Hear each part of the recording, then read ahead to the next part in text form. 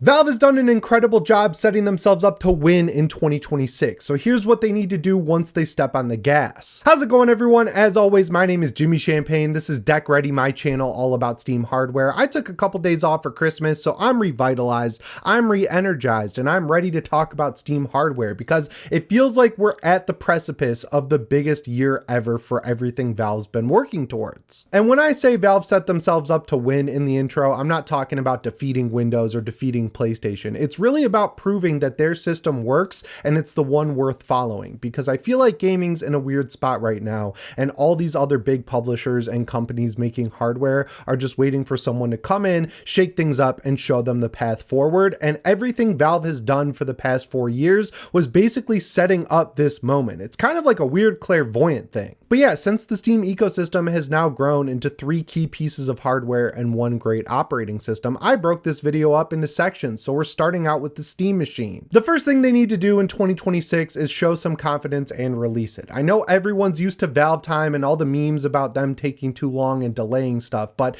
they said early 2026, and I feel like it would benefit them a lot to stick to that window. The Steam machine's been in the works for a very long time, judging by the hardware they're using and how well thought out everything is. There's a lot of learning that came from the Steam Deck and SteamOS itself baked into this thing, and it really does feel like it's ready to go. And we saw it used by people like Linus Tech Tips and Digital Foundry and a bunch of other YouTubers. So like the thing exists, and if the only thing holding it up is RAM shortages or weird pricing on components, I feel like it would be really smart and really confident of them to take it on the chin at launch and figure out the details later. If they can launch this thing in early 2026 and capitalize on the hype and momentum that they built up when they announced it, I feel like there's nothing but success in this thing's future. It's basically guaranteed. I know with the Steam Deck, they announced a release window and they missed it by a couple of months, but missing it by a couple of months gave journalists who are rooting against it, and for some reason still are, an opportunity to treat it like an experiment, like a let's see if this works type of thing, and not a new product that was confidently being released into the gaming ecosystem. And I think that hitting your release windows matters when you're talking about gaining things like at least a little bit of mass appeal. I don't think this thing realistically can or even needs to reach the success of like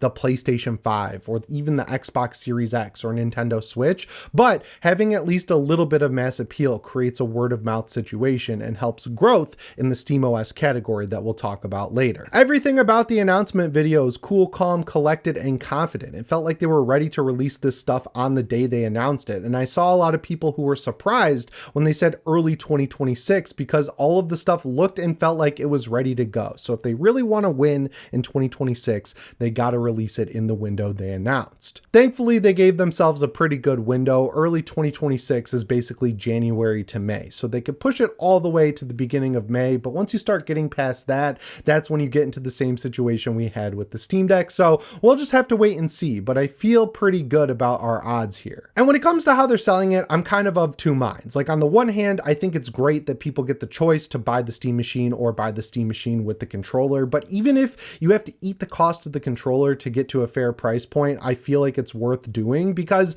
it's a weird looking controller, right? Like it looks like a Steam Deck without a screen. And I've already seen, you know, for lack of a better word, normie takes that are like, that's a really ugly controller. So like VR headsets or something like that, it seems like something you kind of have to hold in your hands to really understand why it's so good. So by giving people the choice not to get it, a lot of those people who are on the fence or think the controller's ugly now have an off ramp to not actually get their hands on it. So on the one hand, I think it's great that they're giving people choice, but on the other hand, the controller's visual language is a little bizarre. So I feel like they should just include it in the box and eat the cost or something like that. And also sticking with the bundle, I think it's important that they include a little bonus like they did with the more expensive Steam Deck, like an extra boot animation or faceplate or an extra keyboard, just something that says, hey, thanks for giving us more money than you had to. But I'm just going to state it plain as day. If you're watching this channel, you're interested enough in this product to buy the bundle that comes with the controller, you will kick yourself down the road for not buying the controller with the console. I guarantee you it will be more expensive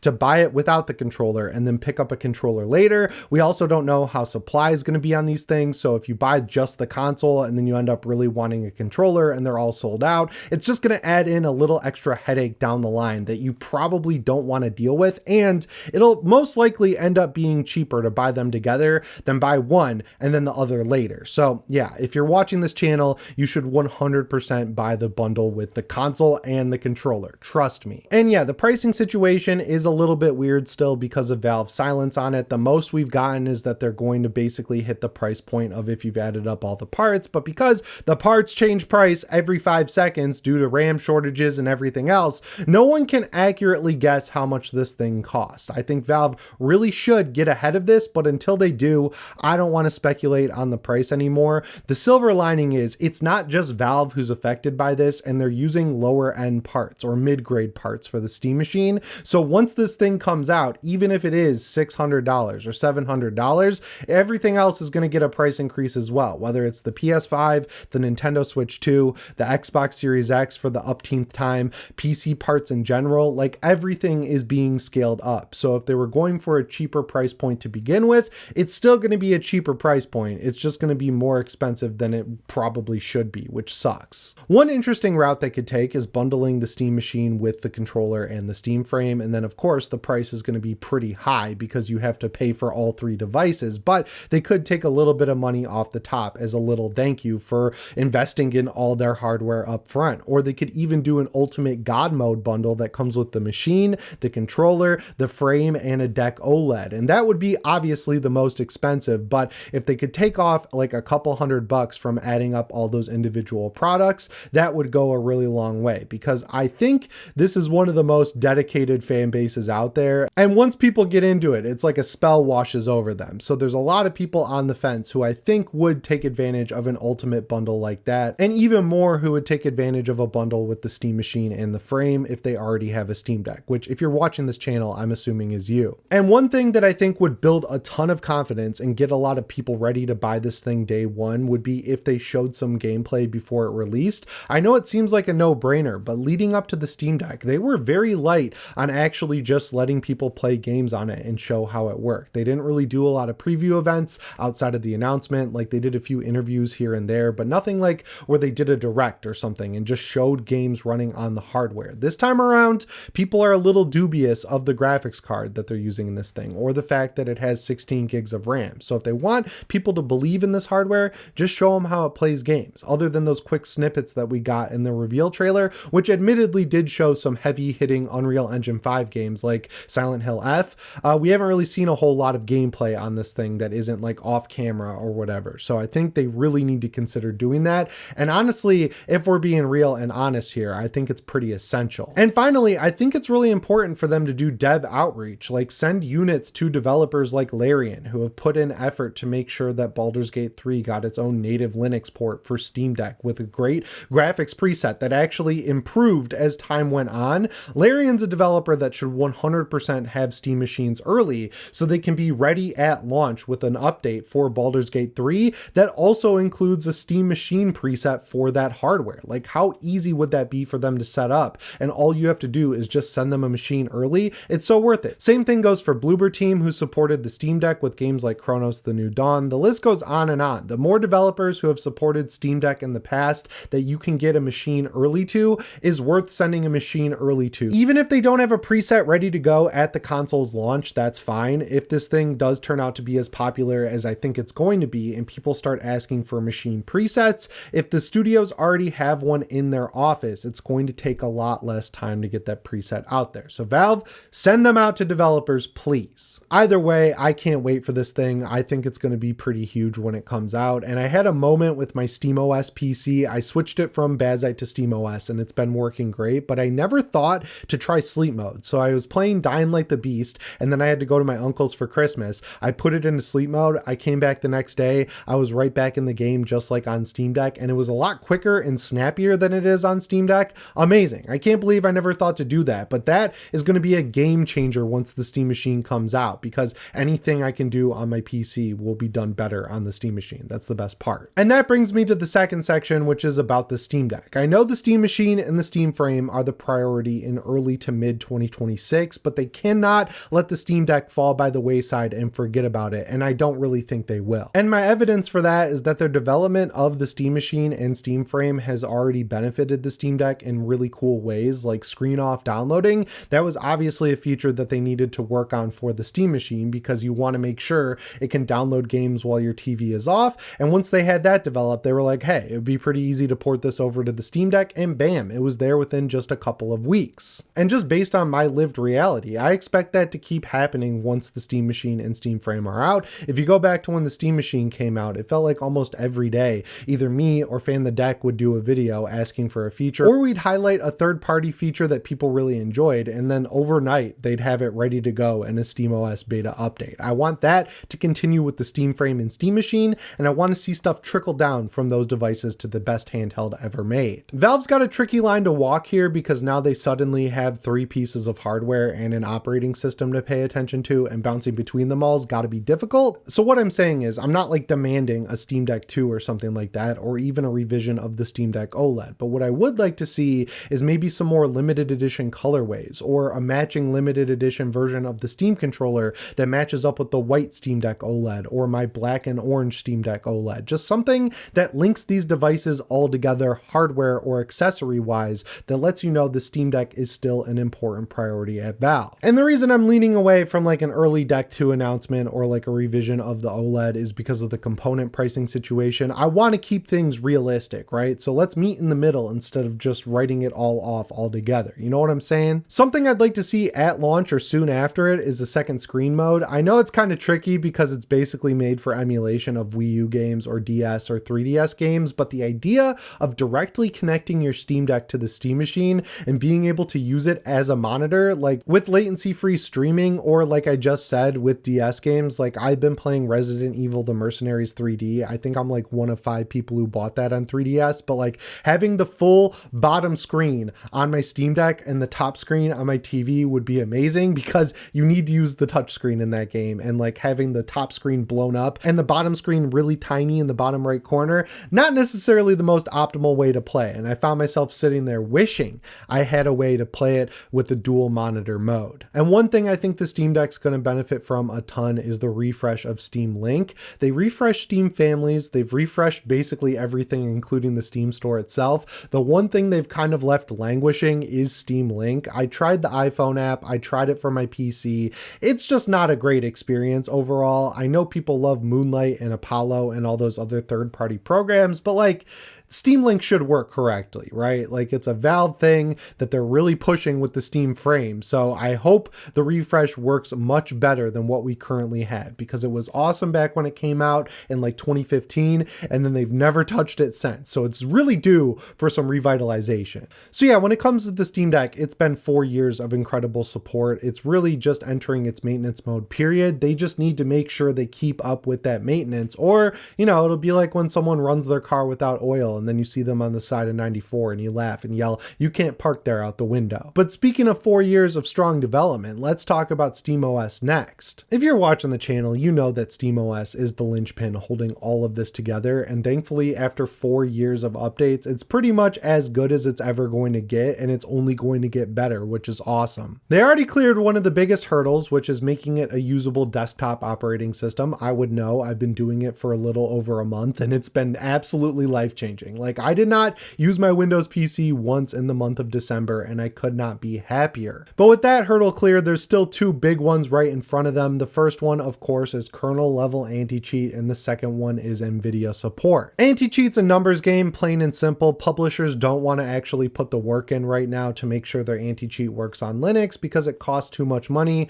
for not enough money back. There just aren't enough people yet. So what they need to do is get a device out there like the Steam machine that gets more people using Linux, and then suddenly there will be enough people out there using Linux where publishers can no longer ignore it. That seems like that was the entire plan from the jump. If you look at interviews, that's basically what they've been saying. And the best part is SteamOS is built on Linux. So while SteamOS is growing and that helps, I mean, people are switching to Bazzite, people are switching to CachyOS, people are switching to Ubuntu, people are switching to Mint. It doesn't matter what distro of Linux you use. It just matters that you're using Linux, because that percentage of people using Steam that are on Linux is the key metric that's going to get publishers to start caring enough to include anti-cheat. And I'm sure ArcRaider's data is going to help us out big time, because that's one of the biggest multiplayer games pretty much ever, but definitely in 2025. And I would guess that it was benefited a lot by working on Linux, because it's consistently been in the top 10 most played games on the Steam Deck since it came out. So with people already switching to Linux, the Steam machine is more like a nitrous boost for all of this. It's going to be a big block of people that suddenly are starting to use Linux. They're not switching away from Windows, they're just entering the ecosystem for the first time, and that's cool. NVIDIA is a much tougher sell, if we're being honest. I think it would be awesome if SteamOS supported NVIDIA better, but it's really NVIDIA's fault, right? Like, Valve could do a lot of work like they did with Proton and fix everything up, but I don't think that's really a high priority for them right now. And it's kind of a bummer, because if people suddenly switch to AMD GPUs in their PC rigs, then NVIDIA would probably start caring about supporting Linux. But right now the numbers just aren't there, and NVIDIA doesn't even seem to care about gaming to begin with. So I think it's gonna happen. I'm just not sure if it's gonna happen in 2026 or not. I would love it, but yeah, if they want some bonus points, they'll make sure it happens in 2026. The biggest win here for everyone involved is that SteamOS isn't launching with the Steam machine. It's had 4 years of boutique development based on fan feedback, so at launch it's already going to be a fully featured operating system, which is awesome. So yeah, SteamOS is looking good right now. I foresee it getting a lot better. I hope every feature they make either makes its way down to Steam Deck, or Steam Deck features make their way up to the Steam machine. You never know what's going to happen, but I think a lot of it's going to be good. That leaves us with the fourth and final section, which is of course the sleeper, the Steam frame. I don't really fault people for not digging into what makes the Steam frame so exciting, because VR's been in a weird spot for a few years now, but the whole idea of creating a translation layer like Proton for ARM games is amazing, right? Like getting games that traditionally only worked on Quest headsets to work right out of the box on Steam rules. It is really important that they make sideloading work, because the idea of having to rebuy the many Oculus Quest games I've bought over the past 5 years is a little daunting, and the only reason I'm bringing it up is because I will rebuy those games on Steam if there is no sideloading. So crossing my fingers for sideloading support, but I think it'll be there, because again, Valve's been open with everything like the Steam Deck. They're going to be open with the Steam machine. I think it's going to be just fine. Valve's been pretty clear that their intended use case for the Steam frame, despite the fact you can play games natively on it, is to use that included adapter to stream games either from your desktop PC or of course the Steam machine. I think that's just a time thing. Like at launch, all these translation layers are new. They probably take more processing power, but as time goes on and they get more efficient, that slider's going to move, and then the processing power will be able to be used for games. So I fully expect games that are natively running on the Steam frame, whether they're flat games or VR games, to improve as time goes on. But I kind of understand where Valve's coming from when they say they want people to stream it as their primary way to play games on the frame. Just like with the Steam machine though, I think this thing will really benefit from getting it in people's hands early. Send it out to YouTubers, send it to VR developers. They're already doing that, which is good. But yeah, this thing needs awareness. That needs to be on people's faces, because the biggest problem with VR is that it's a device where seeing is believing. Like, I was fully sold on VR when Oculus sponsored Austin Evans. We got the first Quest in the office. Did not care about VR before that, but once I used it for 5 minutes, I feel like that goes for a lot of people who aren't bleeding edge VR enthusiasts. My two big questions when it comes to the Steam frame are, how popular is it going to be at launch, and how popular does it need to be to continue to get support? I think it will be popular because people seem to be really excited for it. I just have no frame of reference at all for what's a success, what's a failure, or even how many units this thing is expected to sell. So it's going to be really interesting to track that once this thing actually comes out. But as someone who's mostly focused on the Steam machine and Steam Deck, I think there are going to be benefits we see from the Steam frame make their way over, like playing Android games on Steam, because Android games just feel like they'd be great on handhelds. I don't know why, that's just how I'm thinking. 2026 definitely feels like the year Valve stops experimenting and really starts committing and of course winning. If the Steam machine sticks the landing, the Steam Deck stays relevant, and the Steam frame hits whatever nebulous goal Valve set, then the Steam hardware ecosystem becomes a true thing that we can focus on going into the future. It'll still be a cool kids club, but it'll be a lot bigger of a club than it was before. And most importantly, if everything works out, it'll change how gaming works for the better, which is basically Valve's goal from the beginning. So yeah, guys, that's my look forward into 2026. Needless to say, I'm feeling pretty good. I'm excited. I'm excited to see this channel grow. As far as like my real life goals for 2026, I want abs by summer. I'm sticking to a good diet. I'm sticking to my gym routine that I've stuck to for like 3 years now. That's my vain personal goal. Let me know what your goals for the year are down in the comments below. But once again, that's all I've got for you guys. As always, my name is Jimmy Champagne. I'll see you in the next one. Thanks for watching and shape on.